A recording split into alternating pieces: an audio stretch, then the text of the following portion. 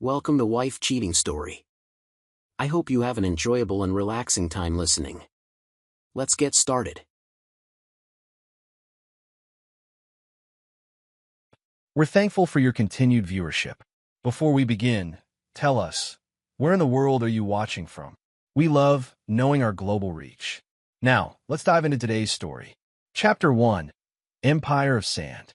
Russell Sinclair ran his finger along the edge of his mahogany desk, squinting at the quarterly reports.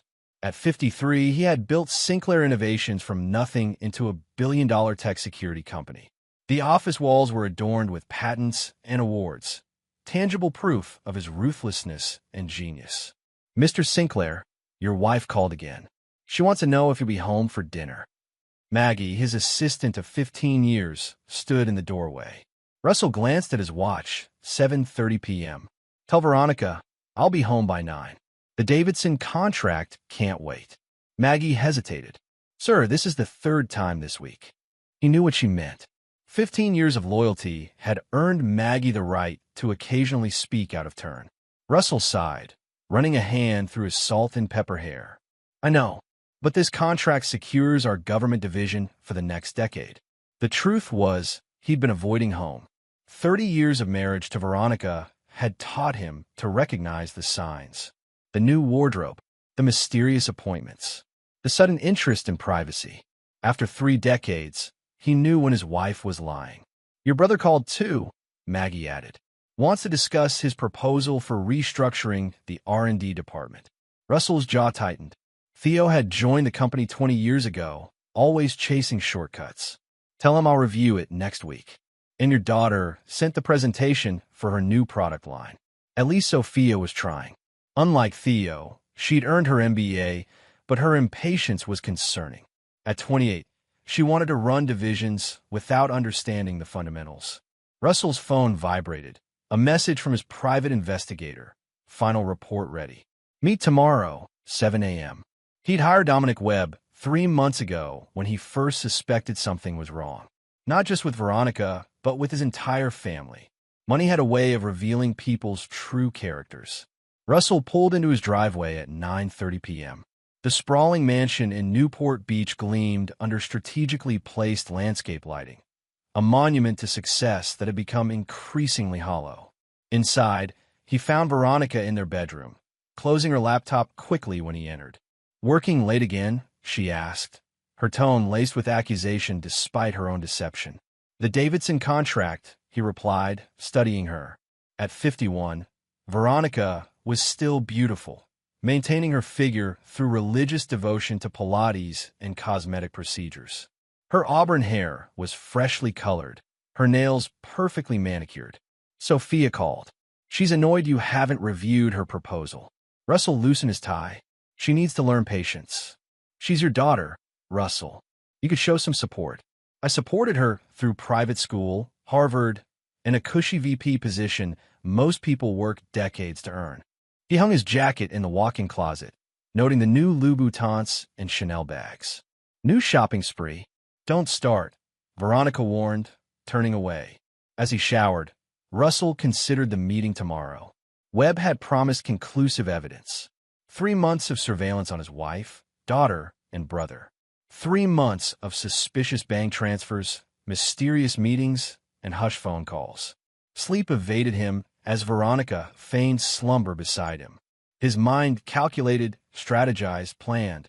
Russell Sinclair hadn't built an empire by being naive. Whatever conspiracy was unfolding around him, he would be ready. Chapter 2, Shadows and Whispers. At precisely 7 a.m., Russell sat across from Dominic Webb in a private room at the Marina Club. The former FBI agent slid a thick folder across the table. "It's all there, Mr. Sinclair. Everything you suspected and worse."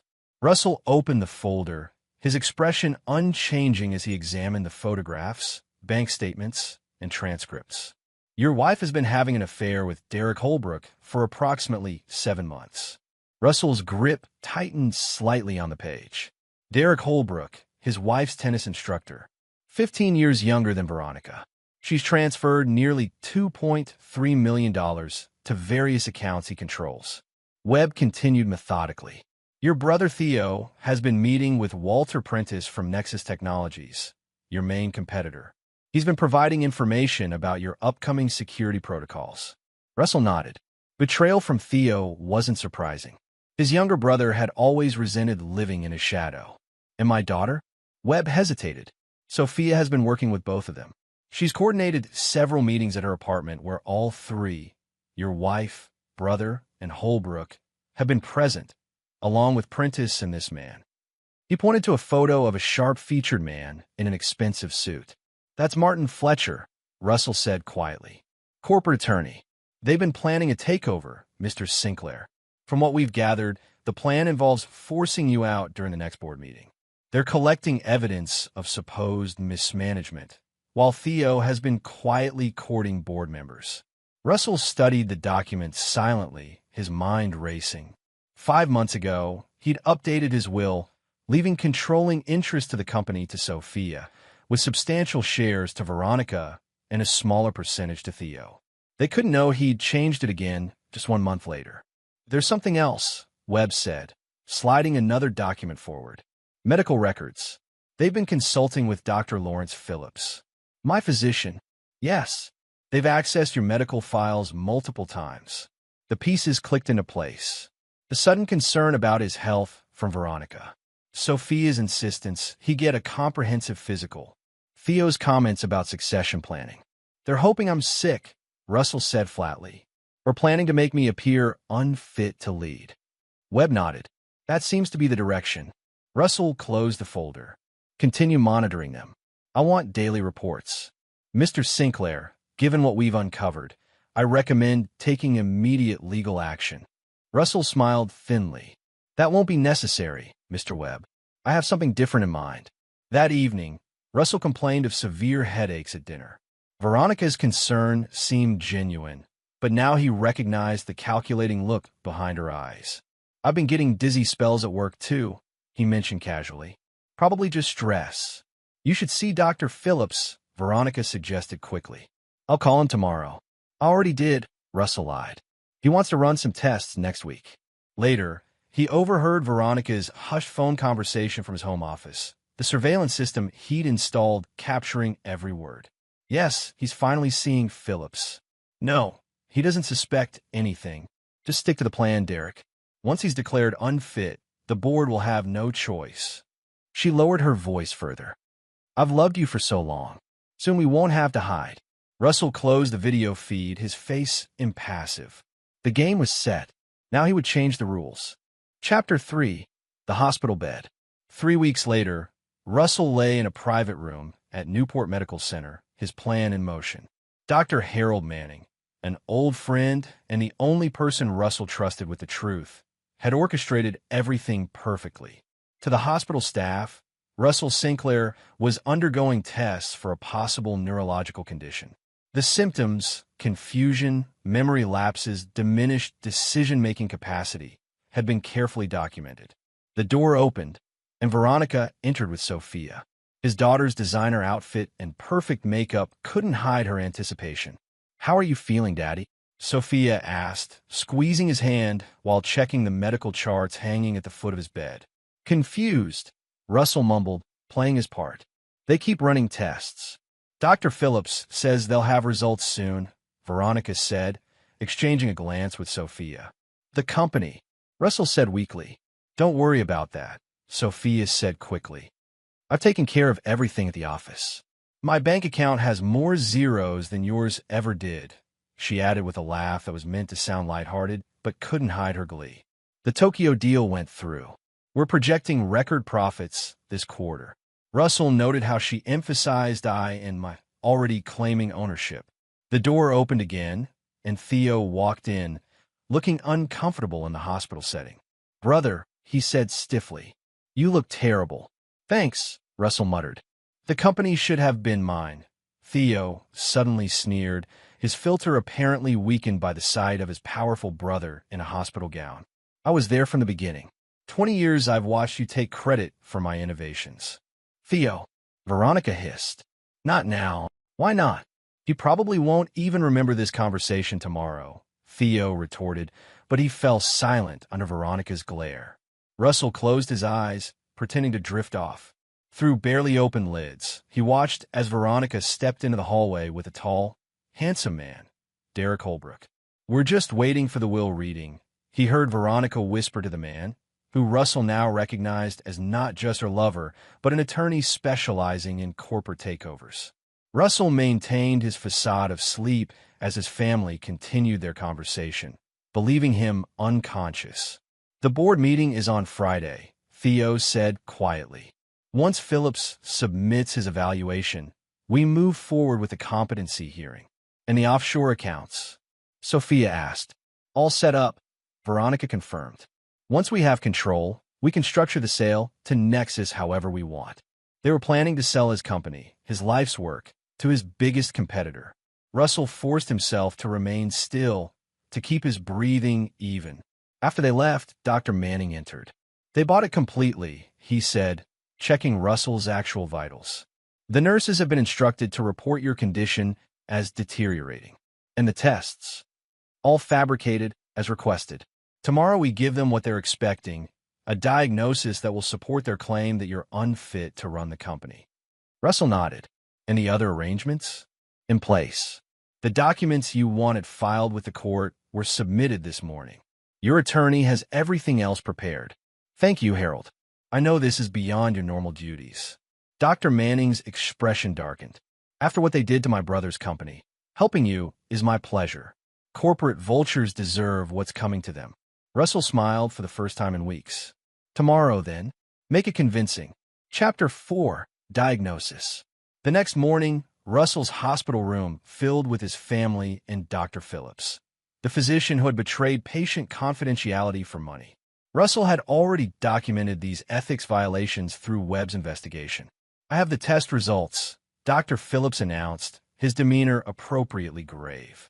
"Mr. Sinclair, I'm afraid it's not good news."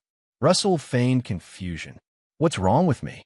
"You're showing signs of frontotemporal dementia. It explains the personality changes, decision-making difficulties, and memory problems your family has reported."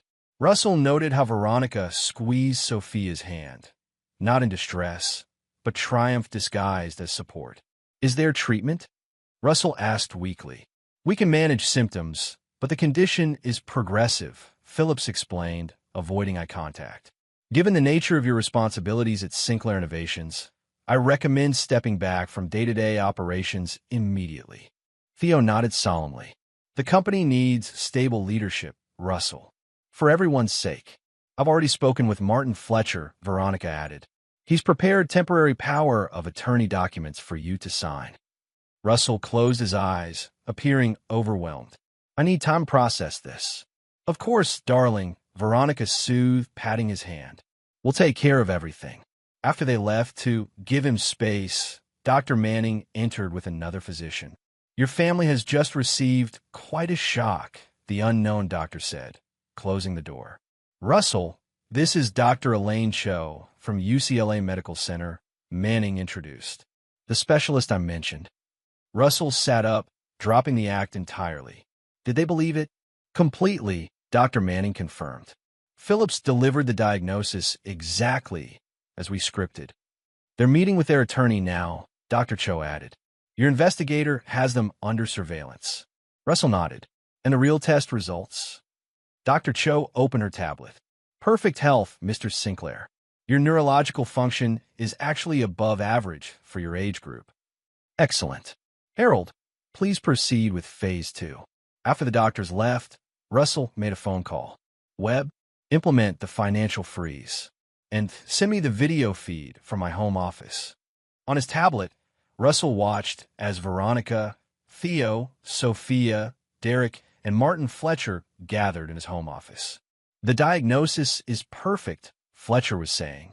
"With the medical documentation, the competency hearing is just a formality. The judge will grant temporary control to the three of you jointly." "And the company's sale?" Derek asked.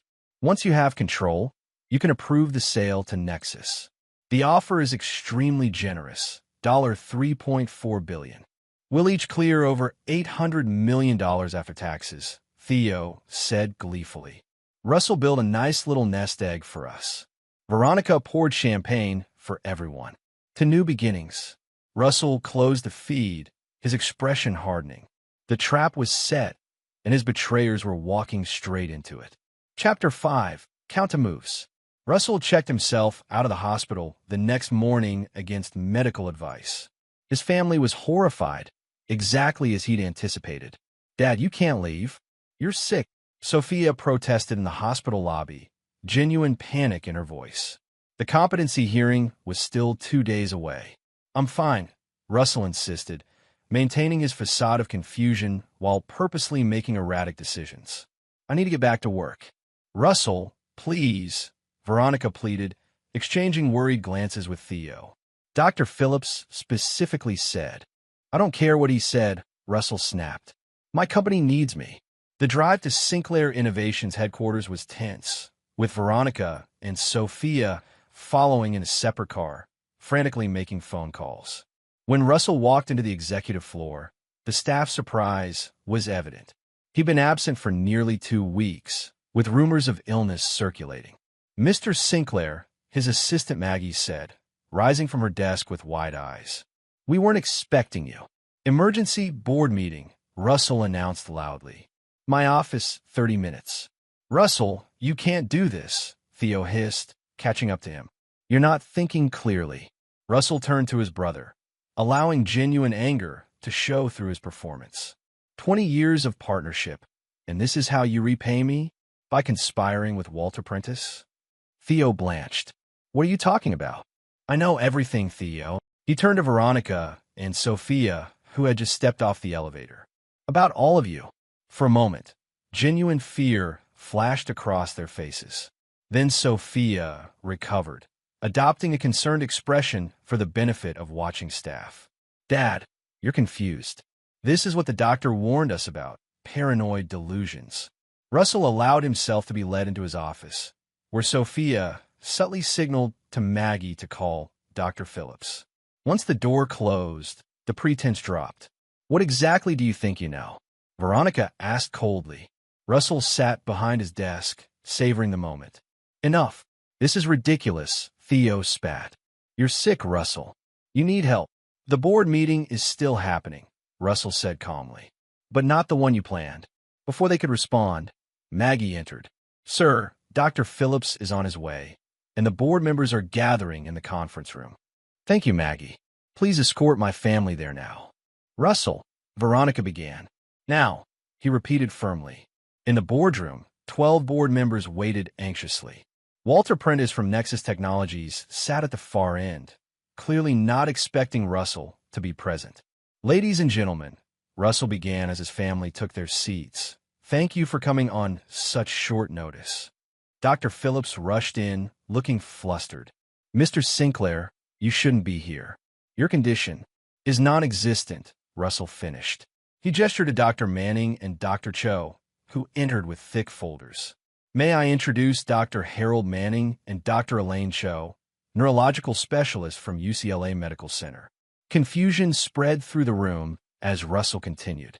"For the past month, I've been investigating a conspiracy against me and this company. A conspiracy involving my wife, my daughter, my brother, and several others in this room." Outrage and denials erupted immediately. "Russell, this is exactly what we were worried about," Veronica said loudly. "Paranoid delusions." "Silence," Russell commanded, his voice cutting through the chaos. He nodded to his assistant, who distributed folders to each board member. "The evidence is in front of you. Bank transfers, recorded conversations, surveillance photos, my brother selling company secrets to our competitor, my wife embezzling company funds for her lover, my daughter facilitating a planned hostile takeover." The board members flipped through the documents in stunned silence. "This is preposterous," Theo finally sputtered. "Is it?" Russell pressed a button, and the room's screens displayed video footage. Theo meeting with Prentice, handing over documents. Veronica transferring funds to offshore accounts. Sophia coordinating meetings between all parties. "You've been monitoring us?" Sophia gasped. "That's illegal." "Actually," Russell's personal attorney said, standing, Mr. Sinclair obtained court approval for all surveillance after presenting initial evidence of corporate espionage and fiduciary misconduct. Russell looked directly at Dr. Phillips, including evidence that my personal physician violated HIPAA laws by discussing my medical information and fabricating symptoms to support a false diagnosis. Phillips went pale. I never. Save it for your medical board hearing. Russell cut him off. Now, as for the matter at hand, Nexus Technologies' attempt to acquire this company through fraud and conspiracy. We had no knowledge of any improper actions. Prentice interjected quickly. The emails on page 23 suggest otherwise, Russell replied coldly. Now, I called this meeting not just to expose this conspiracy, but to announce several changes. He nodded to his attorney, who distributed additional documents. Effective immediately, Veronica Sinclair, Theo Sinclair, and Sophia Sinclair are removed from any positions within Sinclair Innovations, and their company shares are frozen pending criminal investigation. His family erupted in protests, but Russell continued calmly. Furthermore, I am withdrawing from active management of the company. I am appointing Caroline Walsh as CEO, effective immediately. A slender woman in her 40s stood from the middle of the table, his longtime head of operations who had risen through the ranks on merit alone. The boardroom descended into chaos as security personnel entered to escort out the conspirators. Russell watched impassively as his family was led away, their threats and pleas falling on deaf ears. This isn't over, Russell, Veronica shouted as she was escorted out. You can't prove anything. But the evidence spoke for itself, and the board members' expressions had shifted from confusion to shock to anger at how they'd been manipulated. As the room emptied, Caroline approached Russell. Are you sure about this? Russell nodded. You've earned it, Caroline. The company needs someone with integrity at the helm. And what will you do? Russell allowed himself a small smile. I'm not finished yet. Chapter 6, The Missing Piece. The competency hearing never happened. Instead, Veronica, Theo, and Sophia found themselves fighting multiple legal battles, criminal charges for conspiracy, corporate espionage, and wire fraud, civil suits from Sinclair Innovations, and divorce proceedings from Russell. 2 weeks after the board meeting, Russell sat in Webb's office reviewing new information. They're scrambling, Webb reported. Their assets are frozen. Fletcher has withdrawn as their attorney. Nexus Technologies is denying all involvement and threatening to sue them for defamation. Russell nodded. And Derek Holbrook? Disappeared 3 days ago. Emptied what was left of his accounts and vanished. Find him, Russell ordered. He's the missing piece. May I ask why? You've already destroyed their plan. The company is secure. They're facing prison time. Russell's expression darkened. Because it's not enough. That evening, Russell returned to the mansion to collect personal items. Under the divorce proceedings, Veronica was permitted to remain in the house temporarily. He found her in the living room, drinking heavily. Come to gloat, she slurred. Russell studied her, the woman he'd spent 30 years with, now a stranger. Why, Veronica? We had everything. She laughed bitterly. Everything you wanted. Your company. Your success. Your schedule. She drained her glass. Do you know how many dinners I ate alone? How many events I attended solo? Because Sinclair Innovations always came first. That company provided you with a life most people only dream of. A gilded cage is still a cage, Russell. She poured another drink with shaking hands. Derek made me feel alive again. And selling my company to my biggest competitor? Was that also about feeling alive? Veronica's expression hardened. That was business. You taught me that everything has a price. Indeed it does, Russell agreed coldly. And you're about to learn exactly how high that price can be. He turned to leave, but paused at the door. Where is he, Veronica? Who? Derek. Your lover who abandoned you the moment things got difficult. Pain flashed across her face. I don't know. He won't answer my calls. Russell smiled thinly. When you hear from him, tell him I'm looking forward to our meeting. The next day, Russell visited Sophia at her penthouse apartment, a gift for her 30th birthday that she would soon lose. You've ruined everything, she spat when she opened the door. My reputation is destroyed. My friends won't speak to me. The board of the charity foundation asked me to resign. Russell stepped inside, noting the half-packed suitcases. Running away won't help, Sophia. What choice do I have? You've turned everyone against me. You did that yourself. Russell studied his daughter, once his greatest pride. I gave you everything, Sophia. Education, opportunity, a future most people spend decades building. You gave me a job in your company where I would always be Russell Sinclair's daughter, she retorted. Never my own person, never respected for my own abilities. So you decided to steal it instead of earning it. Tears welled in her eyes. You never would have given me real control. I would have spent my life in your shadow. And now you'll spend it in my disgrace. Russell moved toward the door.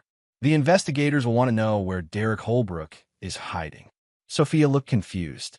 Why would I know? Because he was using both you and your mother, Russell said calmly. The texts between you two were quite explicit. Sophia paled. That's not. We were just. Save the denials. Webb has everything.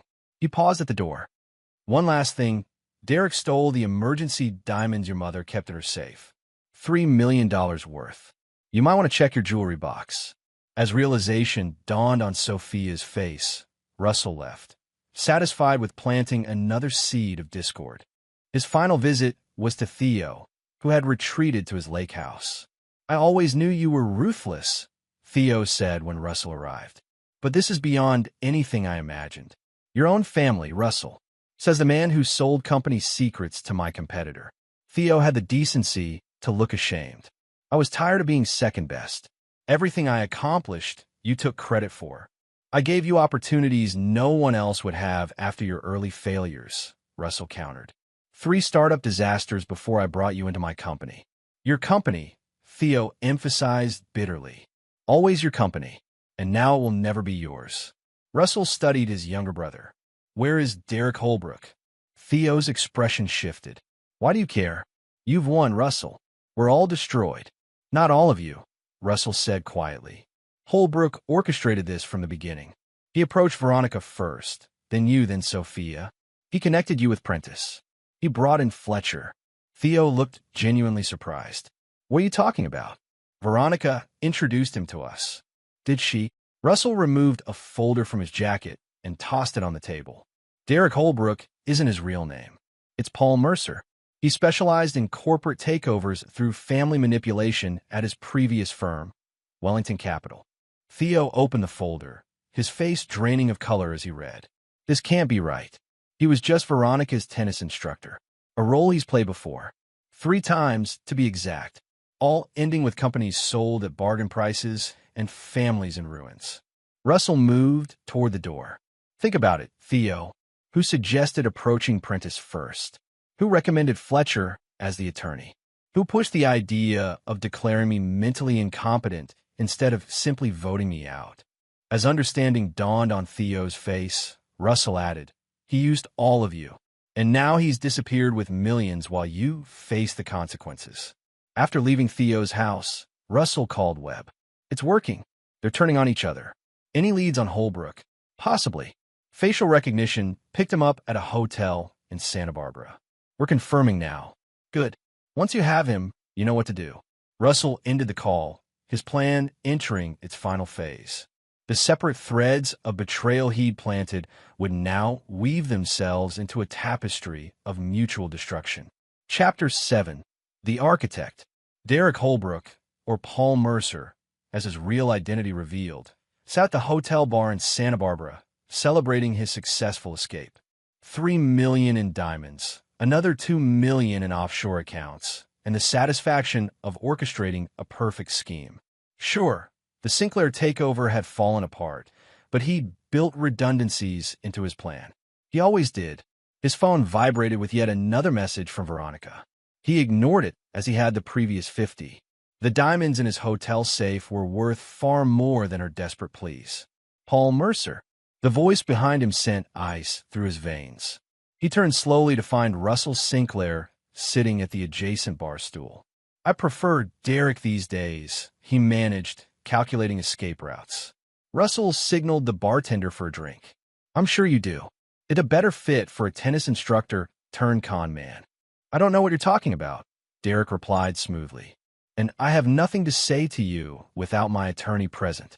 You don't have an attorney anymore. Fletcher dropped you along with my family. Russell accepted his whiskey. Impressive scheme, though. You've refined it since the Hamilton family in Chicago. Derek's composure slipped momentarily. You can't prove anything. I already have. The question is what happens next. Russell sipped his drink. You see, I've spent the past 3 weeks dismantling my family's lives, freezing assets, initiating criminal proceedings, destroying reputations. But they were just pawns. You're the architect. If this is some attempt to recover the diamonds, you're wasting your time, Derek said coldly. They're long gone. Russell smiled. I don't care about the diamonds. They serve their purpose, giving my family one more reason to hate each other. He leaned closer. No, what I want is for you to understand something. You chose the wrong target. Before Derek could respond, Russell continued. My associate, Mr. Webb, is currently in your hotel room, replacing your diamonds with convincing fakes. By tomorrow, the real ones will be back in my possession. That's impossible. The safe is a standard hotel model that takes exactly 3.7 seconds to override with the right equipment. Derek's face hardened. What do you want? For you to deliver a message. Russell finished his drink. Tell whoever hired you that their plan failed. Derek's surprise was genuine. Hired me? Nobody hired me. This was my operation. Russell studied him carefully. A tennis instructor from nowhere suddenly targets one of the country's leading security technology firms, orchestrating a complex takeover involving multiple family members? I don't think so. Believe what you want, Derek shrugged. I researched you for months. Found the weak points in your family.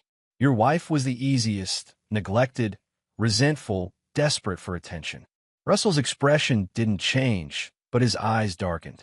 Enjoy your freedom while it lasts, Mr. Mercer. The authorities in both Illinois and California are very interested in speaking with you. As Russell stood to leave, Derek called after him. They hated you, you know. All of them. Your wife, your daughter, your brother. They celebrated the idea of your downfall. What does that tell you about the great Russell Sinclair? Russell paused. That I chose my business partners better than my family. He placed a business card on the bar. When you're ready to tell me who really sent you, call that number. It might be the only thing that keeps you out of prison. Later that night, Russell reviewed Webb's latest report in his new penthouse overlooking the Pacific. The surveillance is in place, Webb confirmed.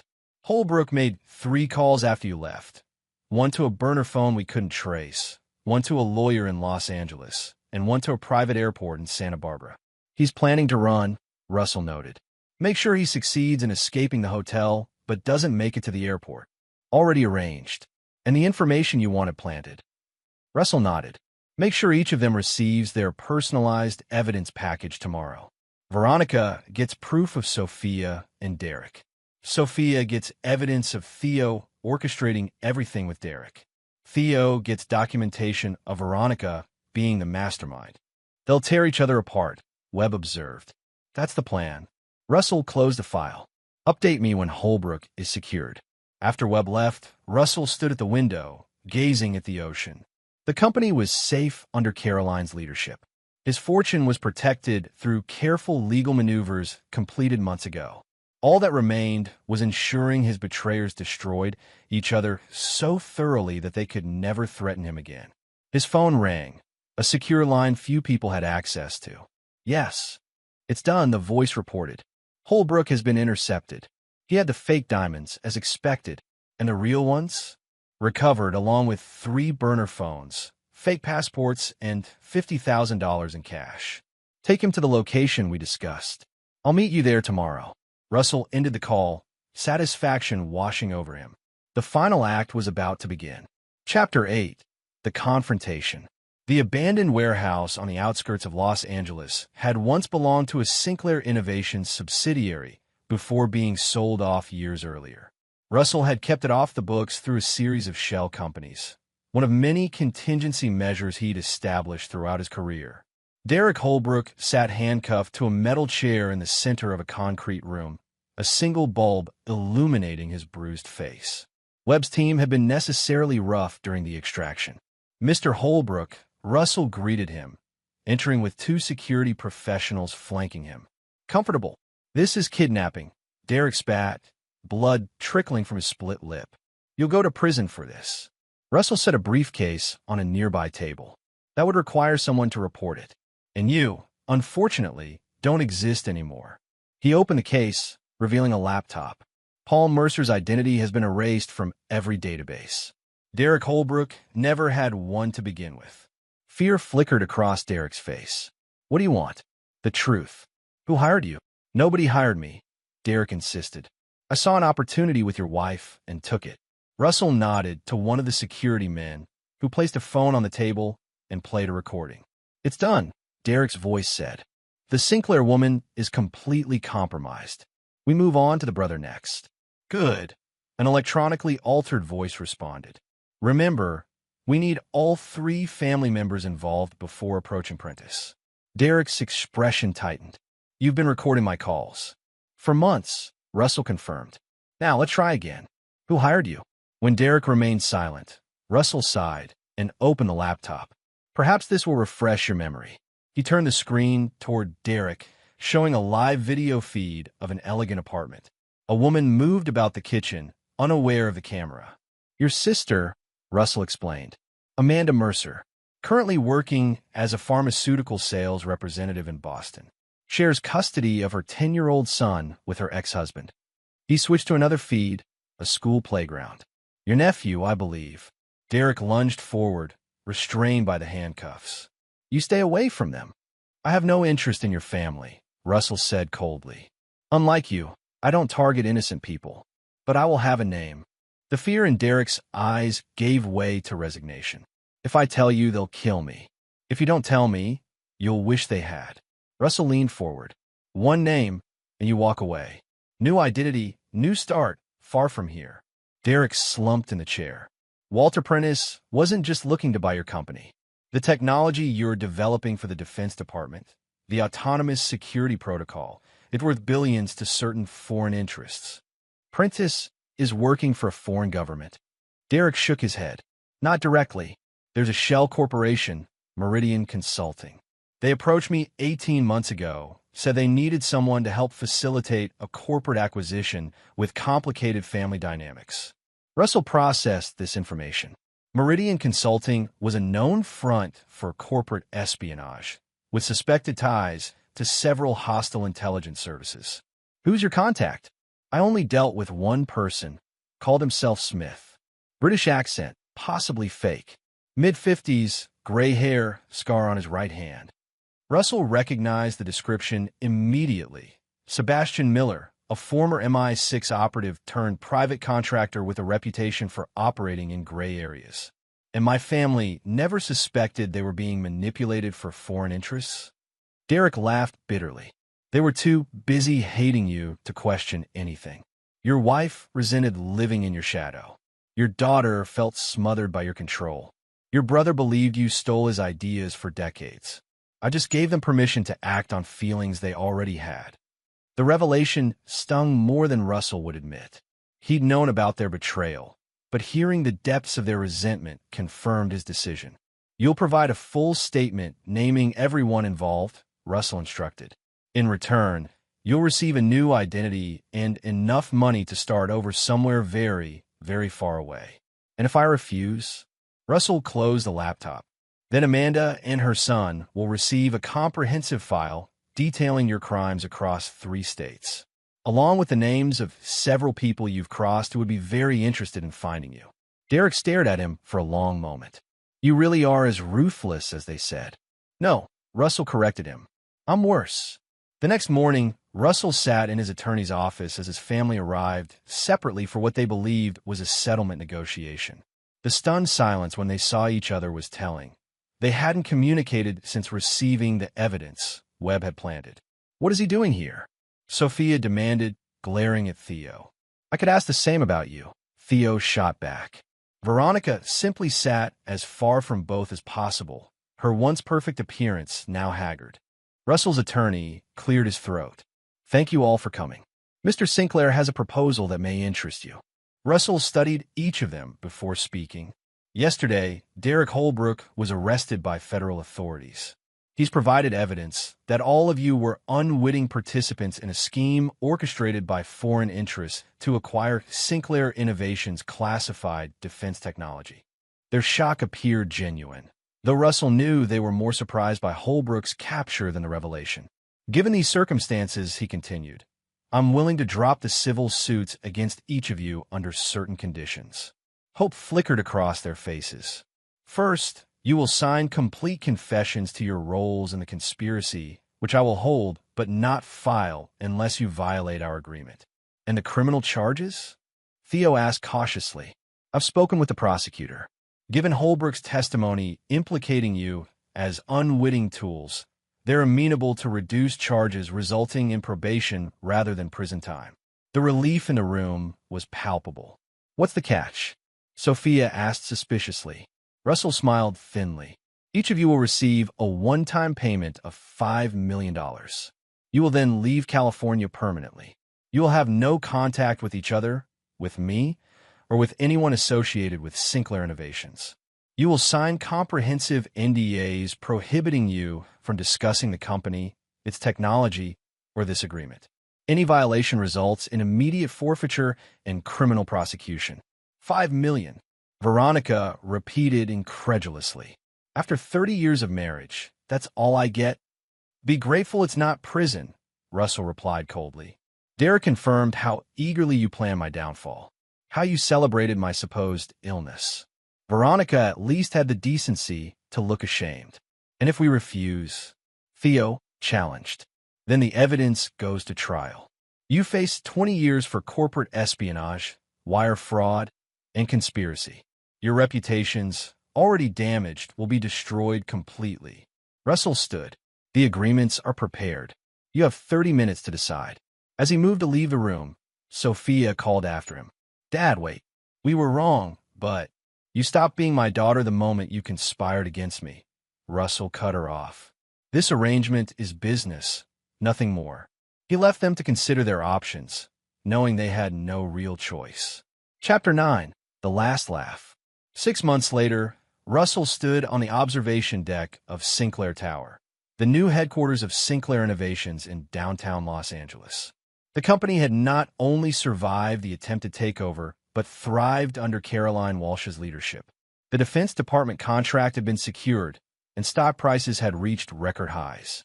Beautiful view, Webb commented, joining him at the railing. Worth every penny, Russell agreed. What news? Webb handed him a tablet. Veronica has settled in Miami. Bought a condo, joined a country club. She's dating a retired investment banker. Russell swiped through the surveillance photos impassively. Sophia, New York, working under an assumed name at a small marketing firm, keeping a low profile. And Theo, Seattle, trying to launch another startup with what's left of his settlement. Russell handed back the tablet. And our other friend, Miller, was picked up by Interpol in Geneva last week. The evidence he provided was quite compelling. Meridian Consulting is being investigated by 3 different intelligence agencies. And Holbrook, living as Michael Preston in New Zealand, following the terms of his agreement to the letter. Russell nodded, satisfied. Continue monitoring all of them. Quarterly reports unless something significant changes. Of course. Webb hesitated. If I may ask, what will you do now? The company is secure. Your family is gone. The conspirators have been dealt with. Russell smiled as he gazed out at the city sprawling before him. Now, Mr. Webb, I start over. 1 year to the day after his family's betrayal, Russell sat in the first-class lounge at Los Angeles International Airport, waiting for his flight to Tokyo. Sinclair Innovations was expanding its Asian operations, and he decided to personally oversee the launch. His phone buzzed with a news alert. Walter Prentice had been sentenced to 15 years for espionage and corporate fraud. Another loose end tied neatly. A woman approached his table. Mr. Sinclair? I'm Diana Foster, your new security consultant for the Tokyo office. Russell gestured for her to sit. Webb had personally vetted everyone on his new team, ensuring no possibility of another betrayal. Are you ready for the move to Tokyo? She asked, as they reviewed security protocols. More than ready, Russell replied. A fresh start. His phone buzzed again, A secure message from Webb, V.S., and T all received their special anniversary packages as instructed. Russell allowed himself a small smile. Each of his former family members had just received comprehensive documentation of the other's betrayals. Veronica learning how Sophia had seduced Derek. Sophia discovering Theo had planned to cut her out completely after the takeover. Theo finding proof that Veronica had suggested selling his division first after gaining control. The final twist of the knife, ensuring they would never trust each other again, never unite against him in the future. Something amusing? Diana asked. Russell tucked the phone away. Just remembering something someone once said to me. What's that? That revenge is a dish best served repeatedly. He raised his glass in a private toast. To new beginnings and old reckonings. As his flight was called, Russell Sinclair walked toward his future, leaving the ruins of those who had betrayed him smoldering in his wake. They had sought to steal his company, his legacy, and his dignity. Instead, they had lost everything while he emerged stronger than ever. In a hospital bed, they had thought him defeated. In the end, he'd had the last laugh. And there you have it. Another story comes to an end. What did you think? I'd love to hear your thoughts in the comments below. If you enjoy this story, consider joining our community by subscribing. It means the world to us. For more stories like this one, check out the recommended videos on screen. And I'll see you there.